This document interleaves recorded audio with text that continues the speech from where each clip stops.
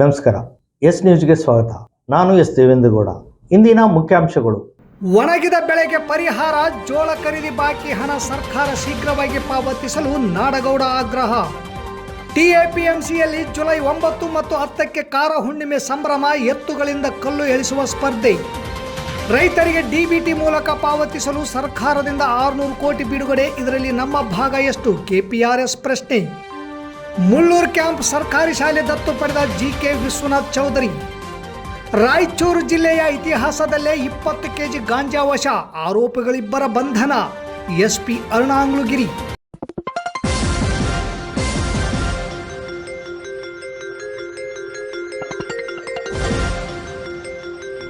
S news, ಇದು ನಿಮ್ಮ ಧ್ವನಿ.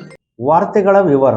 ರಾಜ್ಯದಲ್ಲಿ ಮಳೆ ಕೊರತೆ ಉಂಟಾಗಿ ರೈತರು ಬಿತ್ತನೆ ಮಾಡಿದ ಜೋಳ, ಹತ್ತಿ, ಸೂರ್ಯಕಾಂತಿ, ತೊಗರಿ ಸೇರಿದಂತೆ ಅನೇಕ ಬೆಳೆಗಳು ಸಂಪೂರ್ಣವಾಗಿ ಒಣಗಿ ಹೋಗಿದ್ದು, ಕೂಡಲೇ ರಾಜ್ಯ ಸರ್ಕಾರ ರೈತರ ನೆರವಿಗೆ ಬರಬೇಕು ಎಂದು ಮಾಜಿ ಸಚಿವರು ಹಾಗೂ ಹಾಲಿ ಕೆಎಫ್ ರಾಜ್ಯಾಧ್ಯಕ್ಷರಾದ ವೆಂಕಟರಾವ್ ನಾಡಗೌಡ ಹೇಳಿದರು.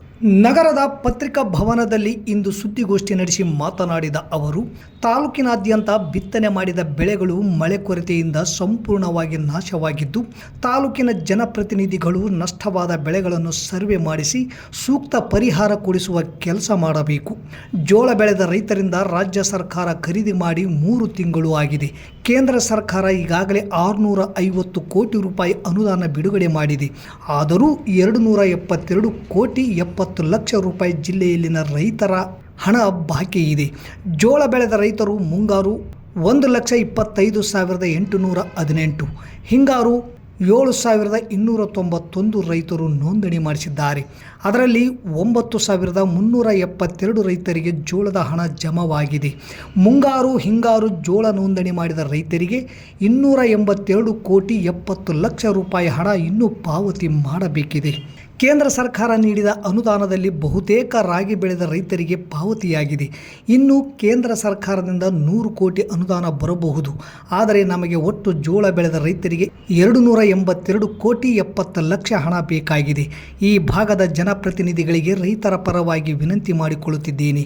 ಮತ್ತೆ ರೈತರು ಬಿತ್ತನೆ ಮಾಡಿದ್ದಾರೆ, ಈಗಲಾದರೂ ರೈತರ ನೆರವಿಗೆ ಬನ್ನಿ ಎಂದು ಮನವಿ ಮಾಡಿ, ಕೇಂದ್ರ ಸರ್ಕಾರ ನೀಡಿದ ಹಣವನ್ನು ರಾಜ್ಯ ಸರ್ಕಾರ ಜೋಳ ಮತ್ತು ರಾಗಿ ಬೆಳೆದ ರೈತರಿಗೆ ಸಮಾನಾಗಿ ಹಂಚಿಕೆ ಮಾಡಿದರೆ ನಮ್ಮ ಭಾಗದ ರೈತರು ಕೂಡ ಬದುಕುತ್ತಾರೆ. ನಮ್ಮ ಭಾಗದ ರೈತರಿಗೆ ಪರಿಹಾರ ಕಂಡುಕೊಳ್ಳುವ ಕೆಲಸ ಸರ್ಕಾರದಿಂದ ಆಗಬೇಕಾಗಿದೆ. ಕೇಂದ್ರ ಸರ್ಕಾರದ ಆದೇಶದ ಪ್ರಕಾರ ರಾಜ್ಯ ಸರ್ಕಾರಗಳು ರೈತರು ಬೆಳೆದ ಜೋಳವನ್ನು ಖರೀದಿ ಮಾಡಿ ರಾಜ್ಯದ ನ್ಯಾಯಬೆಲೆ ಅಂಗಡಿ ಮೂಲಕ ಜನರಿಗೆ ಹಂಚಿಕೆ ಮಾಡಬೇಕು ಎಂದು ಆದೇಶ ಹೊರಡಿಸಿದ್ದರೂ ಇದುವರೆಗೂ ಹಂಚಿಕೆ ಮಾಡಿಲ್ಲ. ಜೋಳ ಗೋದಾಮಿನಲ್ಲಿಯೇ ನುಸಿ ಬಡಿದು ಹಿಟ್ಟಾಗುವ ಪರಿಸ್ಥಿತಿ ನಿರ್ಮಾಣವಾಗಿದೆ. ಜೋಳ ಖರೀದಿ ಮಾಡಿ ಗೋದಾಮಿನಲ್ಲಿ ಸಂಗ್ರಹಿಸಿಟ್ಟು 3 ತಿಂಗಳಾಗಿದೆ. ಈಗ ವಿತರಣೆ ಮಾಡಿದರೆ ಜನರಿಗೆ ಜೋಳ ತಿನ್ನುವುದಕ್ಕೆ ಬರುವುದೇ ಎಂದು ಪ್ರಶ್ನಿಸಿ ಸರ್ಕಾರಕ್ಕೆ ಹಾಗೂ ಜನಪ್ರತಿನಿಧಿಗಳಿಗೆ ಪ್ರಜ್ಞೆ ಇಲ್ಲ ಎಂದು ವಾಗ್ದಾಳಿ ನಡೆಸಿದರು. ಕಾಂಗ್ರೆಸ್ನವರು ಕೇಂದ್ರ ಸರ್ಕಾರ ಹಣ ಕೊಡುತ್ತಿಲ್ಲ ಎಂದು ಆಪಾದನೆ ಮಾಡುವುದೇ ಅವರ ಕೆಲಸವಾಗಿ ಬಿಟ್ಟಿದೆ. ಕೇಂದ್ರ ಸರ್ಕಾರ ನೀಡಿದ ಹಣಕ್ಕೆ ಸರಿಯಾದ ಬಿಲ್ಗಳನ್ನು ನೀಡಿದರೆ ಮತ್ತೆ ಹಣವನ್ನು ನೀಡುತ್ತಾರೆ. ಆದರೆ ಸುಮ್ಮನೆ ಕೇಂದ್ರ ಸರ್ಕಾರ ಹಣ ನೀಡಿಲ್ಲ ಎಂದು ಸುಳ್ಳು ಹೇಳಿಕೆ ನೀಡುವುದು ಎಷ್ಟರ ಮಟ್ಟಿಗೆ ಸರಿ ಎಂದು ಪ್ರಶ್ನಿಸಿದರು. ನಾಡಗೌಡ ಬರೀ ಸುಳ್ಳು ಹೇಳಿಕೆ ನೀಡುತ್ತಾರೆ ಎಂದು ಶಾಸಕ ಹಂಪನಗೌಡ ಬಾದರ್ಲಿ ಹೇಳುತ್ತಿದ್ದಾರೆ ಎನ್ನುವ ಪ್ರಶ್ನೆಗೆ, ನಾನು ಎಂದೂ ಸುಳ್ಳು ಹೇಳಿಕೆ ನೀಡಿಲ್ಲ, ದಾಖಲೆ ಸಮೇತ ಹೇಳಿಕೆ ನೀಡಿರುವೆ. ಸುಳ್ಳು ಹೇಳುವುದು ಏನಿದ್ದರೂ ಅದು ಶಾಸಕ ಹಂಪನಗೌಡ ಬಾದರ್ಲಿ ಅವರ ಕಾಂಪೌಂಡ್ನಲ್ಲಿದೆ ಎಂದರು. 3 ವರ್ಷಗಳಿಂದ ನೀರಾವರಿ ಇಲಾಖೆಗೆ ಹಣ ಬಾರದೆ ಇರುವುದರಿಂದ ರೈತರ ಕಾಲುವೆಗಳು ರಿಪೇರಿಯಾಗಿಲ್ಲ. ರಿಪೇರಿ ಮಾಡದೇ ಇರುವುದರಿಂದ ರೈತರಿಗೆ ಸಮರ್ಪಕವಾಗಿ ನೀರು ಮುಟ್ಟುವುದಿಲ್ಲ. MLC ಬಸನಗೌಡ ಬಾದರ್ಲಿ ಸ್ವಂತ ಹಣದಿಂದ ಒಂದು ಕಾಲುವೆ ರಿಪೇರಿ ಮಾಡುವ ವಿಷಯ ತಿಳಿದು ಸಂತೋಷವಾಯಿತು. ಒಂದು ಕಾಲುವೆ ರಿಪೇರಿ ಮಾಡದೆ ಅವರದೇ ಸರ್ಕಾರ ಅಲ್ಲದೆ ಮುಖ್ಯಮಂತ್ರಿಗಳಿಗೆ ಆಪ್ತರಾದ ಬಸನಗೌಡ ಬಾದರ್ಲಿಯವರು ಮುಖ್ಯಮಂತ್ರಿಗಳ ಮೇಲೆ ಒತ್ತಡ ಹಾಕಿ ವಿಶೇಷ ಅನುದಾನ ತಂದು ತಾಲೂಕಿನ ಎಲ್ಲ ರೈತರ ಕಾಲುವೆಯನ್ನು ರಿಪೇರಿ ಮಾಡಿಸಬೇಕು ಎಂದು ಒತ್ತಾಯ ಮಾಡಿದರು. ಮಳೆಗಾಗಿ ಪಕ್ಷದ ವತಿಯಿಂದ ನಗರದ ಕೋಟೆ ಈರಣ್ಣ ದೇವಸ್ಥಾನದಿಂದ ಸಿದ್ಧಪರ್ವತ ಅಂಬಾದೇವಿ ದೇವಸ್ಥಾನದವರೆಗೆ ಜುಲೈ 14ರಂದು ಪಾದಯಾತ್ರೆ ಹಮ್ಮಿಕೊಳ್ಳಲಾಗಿದೆ. ದೇವದುರ್ಗದ ಶಾಸಕಿ ಕರಿಯಮ್ಮ ನಾಯಕ್, ಮಾನ್ವಿಯ ಮಾಜಿ ಶಾಸಕ ವೆಂಕಟಪ್ಪ ನಾಯಕ ಸೇರಿದಂತೆ ಜಿಲ್ಲೆಯ ಪಕ್ಷದ ಮುಖಂಡರು ಭಾಗವಹಿಸಲಿದ್ದಾರೆ ಎಂದರು. ಮಳೆಗಾಗಿ ಪಕ್ಷದ ವತಿಯಿಂದ ನಗರದ ಕೋಟೆ ಹಿರಣ್ಣ ದೇವಸ್ಥಾನದಿಂದ ಸಿದ್ಧಪರ್ವತ ಅಂಬಾದೇವಿ ದೇವಸ್ಥಾನದವರೆಗೆ ಜುಲೈ 14ರಂದು ಪಾದಯಾತ್ರೆ ಹಮ್ಮಿಕೊಳ್ಳಲಾಗಿದೆ. ದೇವದುರ್ಗದ ಶಾಸಕಿ ಕರಿಯಮ್ಮ ನಾಯಕ್, ಮಾನ್ವಿಯ ಮಾಜಿ ಶಾಸಕ ವೆಂಕಟಪ್ಪ ನಾಯಕ್ ಸೇರಿದಂತೆ ಜಿಲ್ಲೆಯ ಪಕ್ಷದ ಮುಖಂಡರು ಭಾಗವಹಿಸಲಿದ್ದಾರೆ ಎಂದರು. ಪತ್ರಿಕಾಗೋಷ್ಠಿಯಲ್ಲಿ ಜೆಡಿಎಸ್ ಮುಖಂಡರಾದ Ashok Gowda Gadratagi, G Satyanarayan, Dharmanagouda Malkapur, S B. Tailor, Venkobanna Kallur, Sumit Tadkal, Ravigowda Pannur, Devendra Gowda, Allamaprabhu Pujari, Veeresh Hediyurmath, Syed Hasif, Mohsin Khan ಸೇರಿದಂತೆ ಇನ್ನಿತರೆ ಜೆಡಿಎಸ್ ಮುಖಂಡರಿದ್ದರು.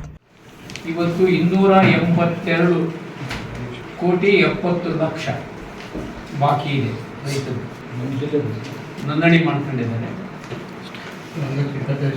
1,25,818 ಜನ ರೈತರು ಮುಂಗಾರಿನಲ್ಲಿ ಕಂಡಿದ್ದಾರೆ. 7,291 ಜನ ಹಿಂಗಾರಿನಲ್ಲಿ ನೋಂದಣಿ ಮಾಡ್ಕೊಂಡಿದ್ದಾರೆ. ಹಿಂಗಾರಿನಲ್ಲಿ 7,291, ಮುಂಗಾರಿನಲ್ಲಿ 1,00,000 ಚಿಲ್ಲರೆ. 9,372 ರೈತರಿಗೆ ಹಣ ಪಾವತಿಯಾಗಿದೆ. ಮುಂಗಾರಿ 372 ಜನ ರೈತರಿಗೆ ಹಣ ಪಾವತಿಯಾಗಿದೆ. ನಾವು ಅಂಬಾದೇವಿಗೆ ಒಂದು ಪಾದಯಾತ್ರೆಯನ್ನು 14ನೇ ತಾರೀಕು ಮಂಗಳವಾರ ಕೋಟೆ ಈರಣ್ಣ ದೇವಸ್ಥಾನದಿಂದ ಪ್ರಾರಂಭ ಮಾಡ್ತೇವೆ. 8 ಗಂಟೆಗೆ ಈಜೆ ಹೊಸಳ್ಳಿ, ಅಮರಾಪುರ, ಸಾಸನಮರಿ, ಮಲ್ಕಾಪುರ, ರೋಡ್ಕುಂದ, ಸೋಮರಾಪುರ ಮಾರ್ಗವಾಗಿ ಅಂಬಾದೇವಿಗೆ ನಾವು ಪಾದಯಾತ್ರೆಯನ್ನು ಮಾಡ್ತೇವೆ.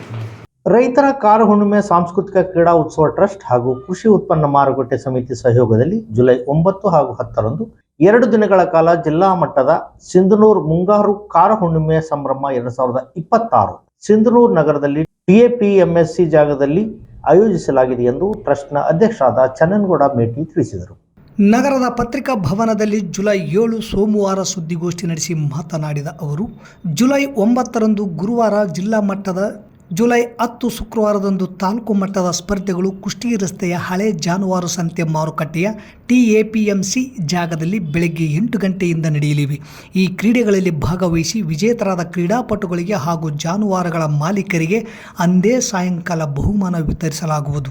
ಅಂದು ನಡೆಯುವ ಸ್ಪರ್ಧೆಯಲ್ಲಿ ತಮ್ಮ ಎತ್ತುಗಳ ಜೊತೆಗೆ ಭಾಗವಹಿಸುವಂತೆ ರೈತರಿಗೆ ಮನವಿ ಮಾಡಿದರು. ಸ್ಪರ್ಧೆಗಳು ವಿವಿಧ ತೂಕದ ಕಲ್ಲನ್ನು ಜೋಡೆತ್ತು ಹಾಗೂ ಒಂಟೆತ್ತಿನಿಂದ ನಿಗದಿಪಡಿಸಿದ ಸಮಯದಲ್ಲಿ ಎಳೆಸುವ ಸ್ಪರ್ಧೆ, ಯುವಕರಿಗೆ ಸಂಗ್ರಾಣಿ ಕಲ್ಲು, ಗುಂಡು ಕಲ್ಲು ಎತ್ತುವ ಸ್ಪರ್ಧೆ ಹಾಗೂ ಜೋಡೆತ್ತುಗಳಿಂದ ಬಂಡಿ ಓಡಿಸುವ ಸ್ಪರ್ಧೆ ಏರ್ಪಡಿಸಲಾಗಿದೆ. 2.1 ಟನ್ ತೂಕದ ಕಲ್ಲನ್ನು ಎಳೆಸುವ ಸ್ಪರ್ಧೆಗೆ 1,000 ಶುಲ್ಕ ನಿಗದಿ ಮಾಡಿದೆ. ಉಳಿದ ಎಲ್ಲ ಸ್ಪರ್ಧೆಗಳಿಗೆ 500 ಕಡ್ಡಾಯವಾಗಿ ಶುಲ್ಕ ಪಾವತಿಸಿ ಹೆಸರು ನೋಂದಾಯಿಸಿ ನೋಂದಣಿ ಮಾಡಿಸಿದವರಿಗೆ ಮಾತ್ರ ಸ್ಪರ್ಧೆಯಲ್ಲಿ ಅವಕಾಶ ಇರುತ್ತದೆ ಎಂದರು. ಜುಲೈ 8 ಹೆಸರು ನೋಂದಾಯಿಸಲು ಕೊನೆಯ ದಿನ. ಸ್ಪರ್ಧೆಯಲ್ಲಿ ಭಾಗವಹಿಸಲು ಇಚ್ಛೆ ಉಳ್ಳವರು ಜುಲೈ 8 ಸಾಯಂಕಾಲ 6 ಗಂಟೆಯೊಳಗೆ APMCಯ ಕಚೇರಿಯಲ್ಲಿ ತಮ್ಮ ಹೆಸರನ್ನು ನೋಂದಾಯಿಸಿಕೊಳ್ಳಬೇಕು. ಜುಲೈ 9ರಂದು ನಡೆಯುವ ಸಂಗ್ರಾಣಿ ಕಲ್ಲು ಮತ್ತು ಗುಂಡು ಕಲ್ಲು ಎತ್ತುವ ಸ್ಪರ್ಧೆಯಲ್ಲಿ ಮಧ್ಯಾಹ್ನ 3ರಿಂದ ತಾಲೂಕಿನ 30 ಗ್ರಾಮ ಪಂಚಾಯಿತಿ ಹಾಗೂ ಮಸ್ಕಿ ಕ್ಷೇತ್ರದ 5 ಗ್ರಾಮ ಪಂಚಾಯಿತಿಗಳನ್ನು ಒಳಗೊಂಡ ಸ್ಪರ್ಧಾರ್ಥಿಗಳು ಮಾತ್ರ ಭಾಗವಹಿಸಲು ಅವಕಾಶವಿರುತ್ತದೆ ಎಂದು ವಿವರಿಸಿದರು.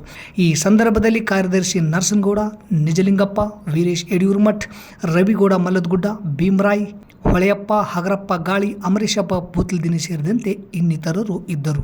ಈ ವರ್ಷವೂ ಕೂಡ ಸಿಂಧನೂರು ತಾಲೂಕಾ ರೈತ ಕಾರ ಹುಣ್ಣಿಮೆ ಸಾಂಸ್ಕೃತಿಕ ಕ್ರೀಡಾ ಉತ್ಸವ ಟ್ರಸ್ಟ್ ಹಾಗೂ ಕೃಷಿ ಉತ್ಪನ್ನ ಮಾರುಕಟ್ಟೆ ಸಮಿತಿಯ ಒಂದು ಸಹಯೋಗದಲ್ಲಿ 25 ವರ್ಷಗಳ ಪರ್ಯಂತರ ಸಿಂಧನೂರು ಮುಂಗಾರು ಕಾರ ಹುಣ್ಣಿಮೆಯ ಕಾರ್ಯಕ್ರಮವನ್ನು ಆಯೋಜನೆ ಮಾಡಲಾಗಿದ್ದು, 3 ವರ್ಷಗಳಿಂದ ನಾವು ಈ ಒಂದು ನಮ್ಮ ಟ್ರಸ್ಟ್ನ ಅಡಿಯಲ್ಲಿ ಜಿಲ್ಲಾ ಮಟ್ಟದ ಒಂದು ಕಲ್ಲು ಎಳೆಯುವ ಸ್ಪರ್ಧೆಯನ್ನು ಆಯೋಜನೆ ಮಾಡ್ತಾ ಬಂದಿದ್ದೇವೆ. ಮೊದಲಿಗೆ ತಾಲೂಕು ಮಟ್ಟದಿತ್ತು.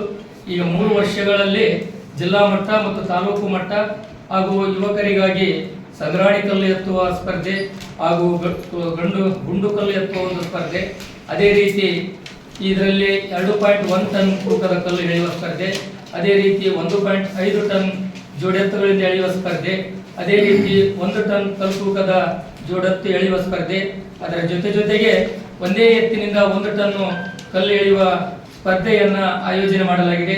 ಮದುವೆ ಆಗಿ ಇಷ್ಟು ವರ್ಷ ಆದರೂ ಮಕ್ಕಳಾಗಿಲ್ಲ ಅಂತ ಯೋಚನೆ ಇದ್ದೇ ಇರುತ್ತೆ. ಆಡ್ಕೊಳ್ಳೋರು ಎಷ್ಟು ಜನನೋ, ಹೇಳೋರು ಎಷ್ಟು ಜನನೋ, ಒಂದೇ ಒಂದು ಹುಲ್ಕಡ್ಡಿನೂ ಬೆಳೆದಿಲ್ವಲ್ಲ ಅಂತ ಹಂಗ್ಸೋರು ಎಷ್ಟು ಜನನೋ. ಅದರಲ್ಲೂ ಪ್ರತಿಯೊಬ್ಬರು ಕೇಳೋರೆ. ಎಷ್ಟು ಜನ ಮಕ್ಕಳು, ಎಷ್ಟು ವರ್ಷ ಮಕ್ಕಳಿಗೆ, ಮಕ್ಕಳು ಏನು ಮಾಡ್ಕೊಂಡಿದ್ದಾರೆ, ಅವಾಗಾಗೋ ನೋವಿದೆಯಲ್ಲ, ಅನುಭವಿಸಿದವ್ರಿಗೆ ಗೊತ್ತು. ಬಟ್ ಇನ್ಮೇಲೆ ಆ ಯೋಚನೆ ಮಾಡಲೇಬೇಡಿ. ನಿಮ್ಗೂ ಮಕ್ಕಳಾಗೋ ಭಾಗ್ಯ ಇದ್ದೇ ಇದೆ. ಸಿಂಧನೂರಿನಲ್ಲಿರೋ ಸಂತಾನ ಬಂಜೇತನ IVF ಹಾಸ್ಪಿಟಲ್ ನಲ್ಲಿ ನಿಮ್ಗಿರೋ ಪ್ರತಿ ಚಿಂತೆಗೆ ಪರಿಹಾರ ಕೊಟ್ಟು ನಿಮ್ ಕನ್ಸನ್ನ ನನ್ಸಾಗಿಸ್ತಾರೆ. ಈ ಹಾಸ್ಪಿಟಲ್ಗೆ ವಿಸಿಟ್ ಮಾಡಿರೋ ಅದೆಷ್ಟೋ ದಂಪತಿಗಳಿಗೆ ಮಕ್ಕಳಾಗಿದೆ. ಇಲ್ಲಿರೋ ಎಲ್ಲ advanced technology treatment, experience specialist doctors ನಿಮ್ ಬಂಜೇತನದ ಕಾರಣಕ್ಕೆ ಚಿಕಿತ್ಸೆ ಮತ್ತು ಪರಿಹಾರ ಕೊಡ್ತಾರೆ. ಅಂಡ್ ನಿಮ್ ಯಾವ ಮಾಹಿತಿಯು ಯಾರಿಗೂ ಗೊತ್ತಾಗದಂತೆ ಗೌಪ್ಯತೆಯನ್ನ ಕಾಪಾಡುವ ಸುಸಜ್ಜಿತ ಚಿಕಿತ್ಸಾ ಕೇಂದ್ರ ಅಂದ್ರೆ ಇದು. What is the guarantee, madam? ಏನ್ ಗ್ಯಾರಂಟಿ ಕೊಡ್ತೀರಾ ಅಂತ? Success rate of an IVF depends on various factors, but one such factor, very crucial factor, is choosing the right IVF center. ಸಾಕಷ್ಟು ತಾಯಂದಿರು ನಮ್ಮಲ್ಲಿ IVF ಆಗಲಿ, IUIs ಆಗಲಿ, ಟೈಮ್ ಇಂಟರ್ಕೋರ್ಸ್ ಆಗಲಿ, ಬೇರೆ ಬೇರೆ ಟ್ರೀಟ್ಮೆಂಟ್ ಪಡೆದುಕೊಂಡು ಇವಾಗಲೇ ಸಕ್ಸಸ್ಫುಲ್ ಪ್ರೆಗ್ನೆನ್ಸೀಸ್ ಹೊಂದಿದ್ದಾರೆ. ಅಫೋರ್ಡಬಲ್ ಫೀಸ್ ನಲ್ಲಿ IVF ಫೆಸಿಲಿಟೀಸ್ ಟ್ರೀಟ್ಮೆಂಟ್ ನಿಮಗೆ ಸಿಗುತ್ತೆ. ಒಂದ್ಸಾರಿ ಯೋಚನೆ ಮಾಡಿ, ನೀವು ನಿಮ್ ಫ್ಯಾಮಿಲಿ ಎಷ್ಟು ದಿನ ಅಂತ ಈ ಸಣ್ಣ ವಿಷಯಕ್ಕೆ ಕೊರಗ್ತೀರಾ. ಸ್ವಲ್ಪ ದಿನ ಕಳೆದ್ರೆ ಸಣ್ಣ ಪಾಪು ನಿಮ್ ಕೈಲಿರುತ್ತೆ. ಈ ಹಾಸ್ಪಿಟಲ್ ಲೊಕೇಟ್ ಆಗಿರೋದು ಸಿಂಧನೂರಿನ ಸಹನಾ ಆಸ್ಪತ್ರೆ ಹಿಂದೆ ಇರೋದೇ ಸಂತಾನ ಬಂಜೇತನ IVF ಹಾಸ್ಪಿಟಲ್ ಸಿಂಧನೂರು. ಡಿಸ್ಪ್ಲೇ ಮೇಲೆ ನಂಬರ್ ಇದೆ, ಕಾಲ್ ಮಾಡಿ. ನನ್ನ ವಿಡಿಯೋ ನೋಡ್ಕೊಂಡು ಬಂದೆ ಅಂತ ಹೇಳಿ ಫೀಸ್ ನಲ್ಲಿ ಇನ್ನೂ ಸ್ವಲ್ಪ ಡಿಸ್ಕೌಂಟ್ ಕೊಡ್ತಾರೆ, ಅದನ್ನ ಯೂಸ್ ಮಾಡ್ಕೊಳ್ಳಿ. ನಿಮ್ ಮನೆಗೊಂದು ಸಣ್ಣ ಪುಟಾಣಿ ಪಾಪು ಬರೋವರೆಗೂ ನನ್ನನ್ನಂತೂ ಫಾಲೋ ಮಾಡಲೇಬೇಡಿ. ದೇವ್ರ ನಿಮ್ಮ ಆಸೆನ ಆದಷ್ಟು ಬೇಗ ಈಡೇರಿಸಲಿ. ನಮಸ್ಕಾರ. 2025-26 ಸಾಲಿನಲ್ಲಿ MSP ಯೋಜನೆಯಡಿ ಭತ್ತ, ರಾಗಿ, ಬಿಳಿಜೋಳ ಹಾಗೂ ಆಹಾರ ಧಾನ್ಯ ಖರೀದಿ ಸಂಬಂಧಿಸಿದಂತೆ ರೈತರಿಗೆ TBT ಮೂಲಕ ಪಾವತಿಸಲು 600 ಕೋಟಿ ರೂಪಾಯಿಗಳನ್ನು ಆವರ್ತ ನಿಧಿಯಿಂದ ನೋಡಲ್ ಏಜೆನ್ಸಿಗೆ ಬಿಡುಗಡೆ ಮಾಡಲು ವ್ಯವಸ್ಥಾಪಕ ನಿರ್ದೇಶಕರು ಕರ್ನಾಟಕ ರಾಜ್ಯ ಕೃಷಿ ಮಾರಾಟ ಮಂಡಳಿಗೆ ಸರ್ಕಾರ ಅಧೀನ ಕಾರ್ಯದರ್ಶಿ ಒಂದು ಆದೇಶ ಮಾಡಿದ್ದಾರೆ. ಆದರೆ ಇದರಲ್ಲಿ ನಮ್ಮ ಜಿಲ್ಲೆಯ ರೈತರಿಗೆ ಎಷ್ಟು ಬಾಕಿ ಹಣ ಪಾವತಿಯಾಗುತ್ತದೆ ಎನ್ನುವುದು ಮುಖ್ಯ ಎಂದು KPRS ಸಂಘಟನೆಯ ಪ್ರಶ್ನೆ ಮಾಡಿದೆ. ಕಳೆದ ಬಾರಿ 650 ಕೋಟಿ ಬಿಡುಗಡೆ ಮಾಡಿದ ಸರ್ಕಾರ, ಅದರಲ್ಲಿ ನಮ್ಮ ಜೋಳ ಬೆಳೆದ ರೈತರಿಗೆ ಸಿಕ್ಕಿದ್ದು ಶೇಕಡ 20-30 ಮಾತ್ರ. ಉಳಿದಂತೆ ಇನ್ನೂ ಶೇಕಡ 70 ಬಾಕಿ ರೈತರ ಖಾತೆಗೆ ಜಮಾ ಆಗಬೇಕಾಗಿದೆ. ಇದಕ್ಕಾಗಿ ಹಲವು ಬಾರಿ ಮನವಿ ಪತ್ರ ಸಲ್ಲಿಸಲಾಗಿದೆ. ಜನಪ್ರತಿನಿಧಿಗಳು ಕೂಡ ಒತ್ತಡ ಹಾಕಿರುವ ಪತ್ರಗಳು ಮಾಧ್ಯಮದಲ್ಲಿ ಹರಿದಾಡಿದವು. ಈಗ 600 ಕೋಟಿ ಬಿಡುಗಡೆಯಾಗಿದೆ. ಇದು ಇಡೀ ರಾಜ್ಯಕ್ಕೆ ಹೊರತು ನಮ್ಮ ಜಿಲ್ಲೆಗಲ್ಲ ಎನ್ನುವುದು ರೈತರ ಮತ್ತು ಜನಪ್ರತಿನಿಧಿಗಳು ತಿಳಿಯಬೇಕು. 2026-27ನೇ ಸಾಲಿನ ಮುಂಗಾರು ಹಂಗಾಮಿಗೆ ಹೆಸರು ಕಾಳು, ಉದ್ದು, ಸೋಯಾಬೀನ್, ತೊಗರಿ, ಕಡಲೆಕಾಳು ಮತ್ತು ಶೇಂಗಾ ಉತ್ಪನ್ನಗಳಿಗೆ MSP ಯೋಜನೆಯಡಿ ಅನುಷ್ಠಾನಗೊಳಿಸಲು ಕೃಷಿ ಮಾರಾಟ ಮಂಡಳಿಗೆ 2692.20 ಕೋಟಿ ಅಗತ್ಯವಿದೆ. ಈಗ ಪ್ರಸ್ತುತ ಆವರ್ತ ನಿಧಿಯಲ್ಲಿ 819.58 ಕೋಟಿ ಲಭ್ಯವಿದೆ. ಆದರೆ ಆಹಾರ ಮತ್ತು ನಾಗರಿಕ ಸರಬರಾಜು ಇಲಾಖೆಯು 990 ಕೋಟಿ ಕೇಳಿದೆ. ಹೀಗಾಗಿ ಈಗ ಬಿಡುಗಡೆ ಆಗಿರುವ 600 ಕೋಟಿಯಲ್ಲಿ ಮತ್ತೆ ನಮ್ಮ ಜೋಳದ ಶೇಕಡ 30-40 ಮಾತ್ರ ಜನರಿಗೆ ಹಣ ಜಮಾ ಆಗಬಹುದು. ಸಂಪೂರ್ಣ ರೈತರ ಬಾಕಿ ಹಣ ಜಮಾ ಆಗುವುದು ಡೌಟ್ ಎನ್ನುತ್ತಾರೆ KPRS ಸಂಘಟನೆಯ ಜಿಲ್ಲಾಧ್ಯಕ್ಷರಾದ ಬಸವಂತರಾಯಗೌಡ ಕಲ್ಲೂರು. ಸಂಪೂರ್ಣ ಹಣ ಬರಬೇಕಾದರೆ ಚಳುವಳಿ ಒಂದೇ ದಾರಿ, ಇದನ್ನು ರೈತರು ಅರಿಯಬೇಕು ಎನ್ನುವುದು ಅವರ ಸ್ಪಷ್ಟ ಮಾತು. ಗೋಡ್ತಿ ನಾಗೇಶ್ವರರಾವ್ ಚಾರಿಟಬಲ್ ಟ್ರಸ್ಟ್ ಸಿಂಧನೂರು ವತಿಯಿಂದ ಮುಳ್ಳೂರು ಕ್ಯಾಂಪಿನ ಸರ್ಕಾರಿ ಶಾಲೆಯಲ್ಲಿ ವಿಶ್ವನಾಥ್ ಚೌಧರಿ ಅವರ ಮಗ ದಿವಂಗತ ನಾಗೇಶ್ವರನಾಥ್ ಚೌಧರಿ ಪುಣ್ಯಸ್ಮರಣೆ ಅಂಗವಾಗಿ ವಿದ್ಯಾರ್ಥಿಗಳಿಗೆ ಬ್ಯಾಗ್ ವಿತರಣೆ ಮಾಡಲಾಯಿತು. ಮಾಜಿ ಸಂಸದರಾದ K. ವಿರೂಪಾಕ್ಷಪ್ಪ ಅವರು ಮಾತನಾಡಿ, ಗೊಡೆತಿ ವಿಶ್ವನಾಥ್ ಅವರ ಮಗನ ನೆನಪಿಗಾಗಿ ಈ ಸರ್ಕಾರಿ ಶಾಲೆಯನ್ನು ದತ್ತು ಪಡೆದುಕೊಂಡು ಶಾಲೆಯ ಮೂಲಭೂತ ಸೌಕರ್ಯಗಳನ್ನು ಪೂರೈಸುವ ಮೂಲಕ ಶಾಲೆಯ ಅಭಿವೃದ್ಧಿಗೆ ಅತ್ಯುತ್ತಮ ಮಾನವೀಯ ಕೆಲಸವನ್ನು ಮಾಡಿದ್ದಾರೆ. ಕರ್ನಾಟಕದಲ್ಲಿ ಸರ್ಕಾರಿ ಶಾಲೆಗಳು ಹೆಚ್ಚು ಸಮಸ್ಯೆಗಳನ್ನು ಎದುರಿಸುತ್ತಿವೆ. ಸರ್ಕಾರದ ನಿರ್ಲಕ್ಷ್ಯ ಹಾಗೂ ಪಾಲಕರಲ್ಲಿರುವ ಇಂಗ್ಲಿಷ್ ಭಾಷೆಯ ವ್ಯಾಮೋಹದಿಂದಾಗಿ ಹಲವು ಸರ್ಕಾರಿ ಶಾಲೆಗಳು ಮುಚ್ಚುವ ಹಂತಕ್ಕೆ ತಲುಪಿವೆ. ತಾಲೂಕಿನ ಸರ್ಕಾರಿ ಶಾಲೆಗಳಲ್ಲಿ ಸುಮಾರು ಶೇಕಡ 50% ಶಿಕ್ಷಕರ ಕೊರತೆ ಇದೆ. ಭಾರೀ ಸಂಖ್ಯೆಯ ಶಾಲೆಗಳು ಕೇವಲ ಒಬ್ಬರೇ ಶಿಕ್ಷಕರಿಂದ ನಡೆಯುತ್ತಿದ್ದು, ಅತಿಥಿ ಶಿಕ್ಷಕರ ಮೇಲೆ ಶಿಕ್ಷಣ ಸಂಸ್ಥೆಗಳು ಅವಲಂಬಿತವಾಗಿವೆ. ಇಂಗ್ಲಿಷ್ ಶಿಕ್ಷಣದ ಅಗತ್ಯತೆಗೆ ಖಾಸಗಿ ಶಾಲೆಗಳ ಮಾದರಿಯಲ್ಲಿಯೇ ಸರ್ಕಾರಿ ಶಾಲೆಗಳಲ್ಲೂ ಇಂಗ್ಲಿಷ್ ಕಲಿಸಬೇಕು ಎಂಬ ಆದೇಶವಿದ್ದರೂ ಇಂಗ್ಲಿಷ್ ಮಾಧ್ಯಮದಲ್ಲಿಯೇ ಓದಿರುವ ಅರ್ಹ ಶಿಕ್ಷಕರು ಇಂಗ್ಲಿಷ್ ಭಾಷೆಯನ್ನು ಕಲಿಸಿದರೆ ಮಕ್ಕಳಿಗೆ ಹೆಚ್ಚು ಅನುಕೂಲವಾಗುತ್ತದೆ. ಬಡ ಕುಟುಂಬಗಳ ಮಕ್ಕಳು ಇಂದಿಗೂ ಅನಿವಾರ್ಯವಾಗಿ ಸರ್ಕಾರಿ ಶಾಲೆಗಳನ್ನೇ ಆಶ್ರಯಿಸಿದ್ದಾರೆ. ಆದ್ದರಿಂದ ಈ ಶಾಲೆಗಳು ಜೀವಂತವಾಗಿ ಉಳಿಯಬೇಕಾದರೆ ಶಿಕ್ಷಕರು, ಶಿಕ್ಷಣ ಇಲಾಖೆಯ ಅಧಿಕಾರಿಗಳು ಜಾಗೃತರಾಗಬೇಕು ಮತ್ತು ಶಾಲಾ ಸುಧಾರಣಾ ಸಮಿತಿಗಳು ಶಿಕ್ಷಕರಿಗೆ ಬೆನ್ನೆಲುಬಾಗಿ ನಿಲ್ಲಬೇಕು ಎಂದು ಕರೆ ನೀಡಿದರು. ಈ ಸಂದರ್ಭದಲ್ಲಿ ಮುಖಂಡರಾದ B. ಹರ್ಷ, ವಿಶ್ವನಾಥ್ ಚೌಧರಿ, ದೇವರಾಜ್ ಪಾಟೀಲ್, ಸುರೇಶ್ ನೆಕ್ಕಂಟಿ, ವಂಶಿ ಕೃಷ್ಣ, ಬಸವರಾಜ್ ಸಾಲ್ಗುಂದ, ಅಮರೇಗೌಡ ಮಲ್ಲಾಪುರ್, ಅಜಯ್ ದಾಸರಿ, ಪತ್ರಕರ್ತ ಸಂಘದ ಪ್ರಧಾನ ಕಾರ್ಯದರ್ಶಿ ಅಮರೇಶ್ ಅಲಬನೂರ್, ಮುಖ್ಯ ಗುರು ಆದಪ್ಪ, ಅಕ್ಷರ ದಾಸೋಹ ಅಧಿಕಾರಿ Sabanna Oggar, Nagappa CRP, Shanmukhagouda CRP, Shesharao Mulluru camp, Amaresh Gowda, ಗ್ರಾಮ ಪಂಚಾಯಿತಿ ಸದಸ್ಯರು, ಆದೇಶ್ ಶಾಲೆಯ ಮುಖ್ಯ ಗುರುಗಳು ಸೇರಿದಂತೆ ಅನೇಕರು ಉಪಸ್ಥಿತರಿದ್ದರು. ಸಾಲದು ದೊಡ್ಡದು ಅನ್ನುವಂಥ ಪ್ರಶ್ನೆ ಇಲ್ಲ. ಸಾಲದಿದ್ದರೂ ಕೂಡ ಜ್ಞಾನ ಬೇಗಲ, ದೊಡ್ಡದಿದ್ದರೂ ಕೂಡ ಜ್ಞಾನ ಬೇಗಲ. ಈ ಮುಳ್ಳೂರು ಕ್ಯಾಂಪಿನ ಶಾಲೆಯನ್ನು ಮಾನ್ಯ ಶ್ರೀ ವಿಶ್ವನಾಥ್ ಚೌಧರಿ ಅವರು ತನ್ನ ಮಗ ನಾಗೇಶ್ ಅವರ ನೆನಪಿಗಾಗಿ ದತ್ತು ತೆಗೆದುಕೊಳ್ಳುವುದರ ಮೂಲಕ ಇಲ್ಲಿಯ ಮೂಲಭೂತ ಸೌಲಭ್ಯಗಳನ್ನು ಪೂರೈಸುವಂಥ ಮಾನವೀಯತೆಯ ಕೆಲಸವನ್ನು ಮಾಡುವಂಥದ್ದನ್ನು ನೋಡಿದಾಗ ನಮ್ಮೆಲ್ಲರಿಗೂ ಕೂಡ ಬಹಳ ಸಂತೋಷ ಆಗ್ತದೆ. ಹಾಗಾಗಿ ಇವತ್ತಿನ ಈ ಕಾರ್ಯಕ್ರಮದಲ್ಲಿ ಭಾಗವಹಿಸಿರುವಂಥ ವಿಶ್ವನಾಥ್ ಚೌಧರಿ ಇರ್ಬೋದು, ನಮ್ಮ ಶಿಕ್ಷಣ ಇಲಾಖೆಯ ಎಲ್ಲ ಅಧಿಕಾರಿಗಳಿರ್ಬೋದು ಮತ್ತು ನಿವೃತ್ತಿನಿರುವಂಥ ನಮ್ಮ ಜನರು ಮತ್ತು ಇಲ್ಲಿರುವಂಥ ಎಲ್ಲ ಪಾಲಕರು.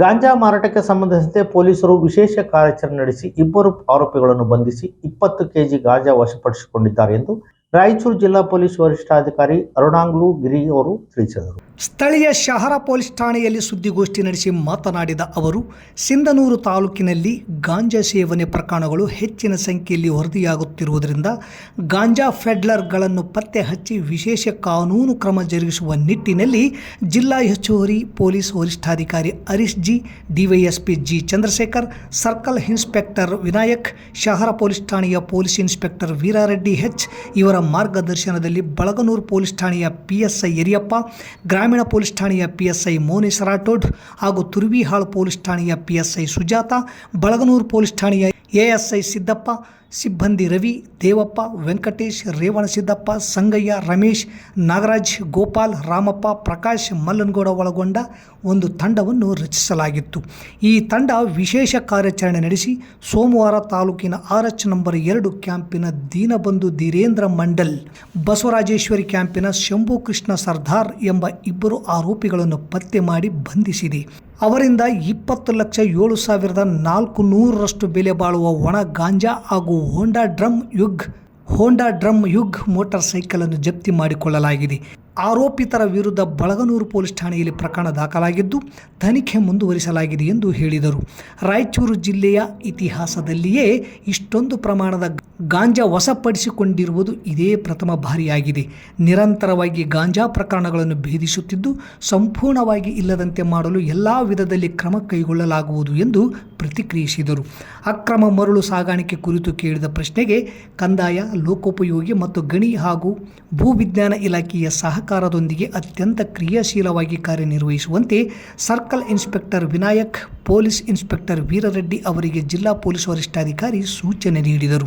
ಈ ಸಂದರ್ಭದಲ್ಲಿ DySP Chandrashekar G, circle inspector Vinayak, ಶಹರ ಪೊಲೀಸ್ ಠಾಣೆಯ PI ವೀರರೆಡ್ಡಿ ಹೆಚ್, ಬಳಗನೂರು PSI ಯರಿಯಪ್ಪ, ಗ್ರಾಮೀಣ PSI ಮೋನೇಶ್ ರಾಠೋಡ್ ಸೇರಿದಂತೆ ಪೊಲೀಸ್ ಸಿಬ್ಬಂದಿಗಳು ಇದ್ದರು. ಇವತ್ತು ದಿನಾಂಕ 6 ಜುಲೈ 2026 ಅಲ್ಲಿ ಅವರು ಗೌಪ್ಯವಾಗಿ ಮಾಹಿತಿ ಸಂಗ್ರಹಿಸಿ 2 ಜನ ಆರೋಪಿತರನ್ನು ಹಿಂಬಾಲಿಸಿ 2 ಜನ ಆರೋಪಿತರನ್ನು NR ನಗರ್ ಕ್ಯಾಂಪ್ ಜವಳಗೆರೆ ರೋಡ್ ಹತ್ರ ಅವರನ್ನು ತಡೆ ಹಿಡಿದು ಅವರ ವಶದಲ್ಲಿ ಇದ್ದ ಟೋಟಲ್ 20 kgs 74 grams ಗಾಂಜಾ, ಅಂದಾಜು ಕಿಮ್ಮತ್ತು ಅರೌಂಡ್ 20 lakhs ಆಗುತ್ತೆ, ಬೆಳೆ ಬಾಳುವ ಒಣ ಗಾಂಜಾವನ್ನು ಇವತ್ತು ಸೀಸ್ ಮಾಡಿದ್ದಾರೆ. ಇದು one of the biggest ceases of Sindhanur taluk and Sindhanur sub division. ಹಾಗೂ ಅವ್ರ ಜೊತೆ ಅವರಲ್ಲಿದ್ದ ಅವ್ರ ಮೋಟಾರ್ ಸೈಕಲ್ ಅನ್ನು ಕೂಡ ಇವರು ಸೀಸ್ ಮಾಡಿದ್ದಾರೆ. ಸೊ ಈ ಆರೋಪಿಗಳು ಹೆಸರು A1 ದೀನಬಂಧು ಮಂಡಲ್, ತಂದೆ ಧೀರೇಂದ್ರ ಮಂಡಲ್, ಇವರು RH camp number 2 Sindhanur taluk ನಿವಾಸಿ.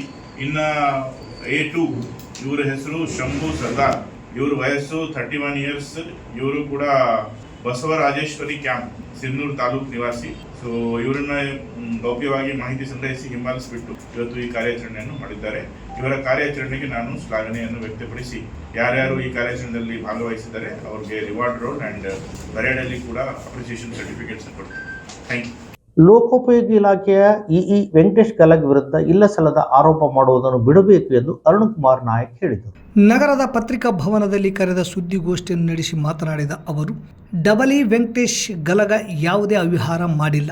ಮಾಡಿದ್ದು ಸಾಬೀತಾಗದೆ ಹಣ ದುರುಪಯೋಗ ಮಾಡಿಕೊಂಡ ಬಗ್ಗೆ ಆರೋಪ ಮಾಡುವುದು ಎಷ್ಟು ಸರಿ ಎಂದರು. ವೆಂಕಟೇಶ್ ಗಲಗ ತಾಲೂಕಿನಲ್ಲಿ ಕರ್ತವ್ಯ ನಿರ್ವಹಿಸಿದ್ದು ಅವರ ಕರ್ತವ್ಯವನ್ನು ಎಲ್ಲರೂ ಮೆಚ್ಚಿಕೊಂಡಿದ್ದಾರೆ. ಇಂತಹ ಉತ್ತಮ ದಕ್ಷ ಅಧಿಕಾರಿ ಮೇಲೆ ಕೆಲವರು ದುರುದ್ದೇಶದಿಂದ ಆರೋಪ ಮಾಡುವ ಮೂಲಕ ಅವರ ಹೆಸರಿಗೆ ಕಳಂಕ ತರುವ ಕೆಲಸ ಮಾಡುತ್ತಿದ್ದನ್ನು ವಾಲ್ಮೀಕಿ ನಾಯಕ ಸಮಾಜ ಹಾಗೂ ದಲಿತ ಸಂಘಟನೆ ಮುಖಂಡರು ತೀವ್ರವಾಗಿ ಖಂಡಿಸುತ್ತೇವೆ. ಕೆಳ ಹಂತದಿಂದ ಕಷ್ಟಪಟ್ಟು ಉನ್ನತ ಹುದ್ದೆಗೆ ಏರಿದ ವಾಲ್ಮೀಕಿ ನಾಯಕ ಸಮಾಜದ ಅಧಿಕಾರಿ ವೆಂಕಟೇಶ್ ಗಲಗ್ ಇವರ ಮೇಲೆ ಸುಳ್ಳು ಆರೋಪ ಮಾಡಿ ಅವರನ್ನು ತುಳಿಯುವ ಉದ್ದೇಶವಾಗಿದೆ. ಸುಳ್ಳು ಆರೋಪ ಹೊರಿಸಿ ಪತ್ರಿಕೆಗಳಲ್ಲಿ ಕೆಲವರು ವರದಿ ಮಾಡಿಸುತ್ತಿದ್ದು ಇದರಿಂದ ಅಧಿಕಾರಿ ಕುಗ್ಗಿ ಹೋಗಿದ್ದಾರೆ ಎಂದರು. ಹಣ ದುರುಪಯೋಗದ ಬಗ್ಗೆ ತನಿಖೆಯಾಗಿ ಸತ್ಯಾಂಶ ಹೊರಬಂದ ಮೇಲೆ ಅಧಿಕಾರಿ ಮೇಲೆ ಟೀಕೆ ಮಾಡಬೇಕು. ಅದು ಬಿಟ್ಟು ಏನೂ ಇಲ್ಲದೇನೆ ವಿನಾಕಾರಣ ಆರೋಪ ಮಾಡಿ ಅಧಿಕಾರಿಗೆ ಮಾನಸಿಕ ಹಿಂಸೆ ನೀಡುವುದನ್ನು ಇನ್ನು ಬಿಡಬೇಕು.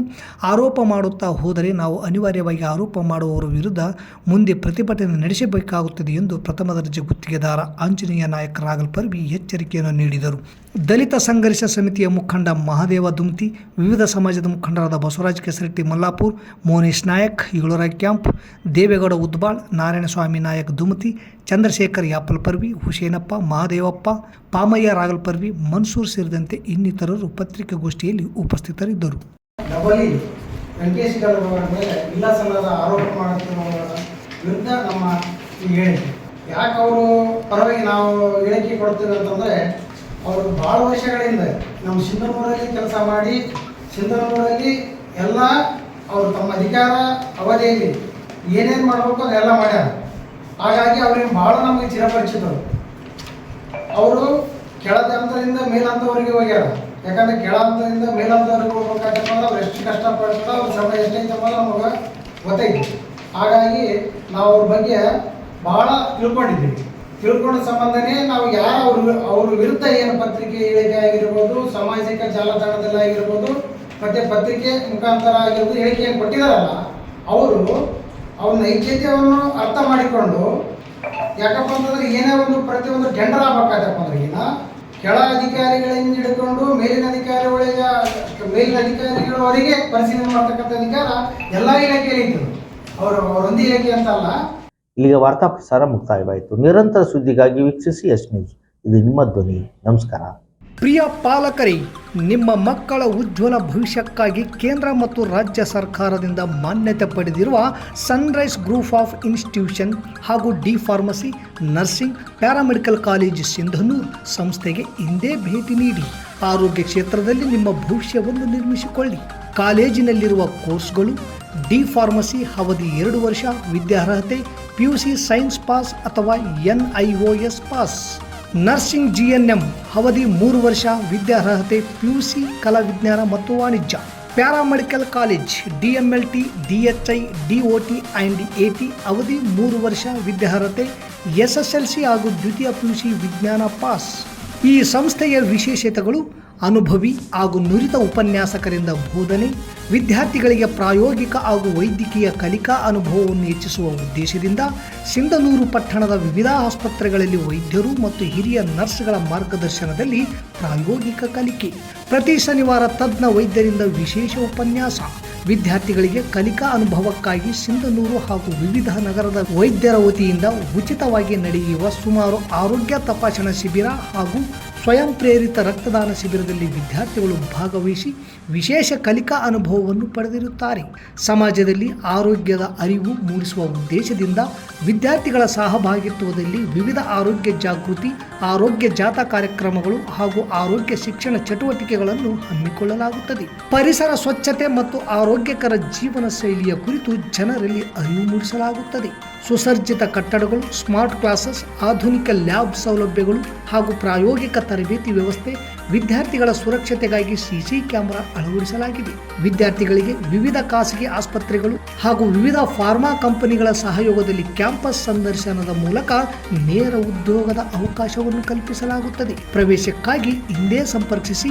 ಇರ್ಫಾನ್ K, ಅಧ್ಯಕ್ಷರು, sunrise D pharmacy, nursing, paramedical college, Vasavi Kalyana ಮಂಟಪದ ಮುಂಭಾಗ, PWD ಕ್ಯಾಂಪ್, ರಾಯಚೂರು ರಸ್ತೆ, ಸಿಂಧನೂರು.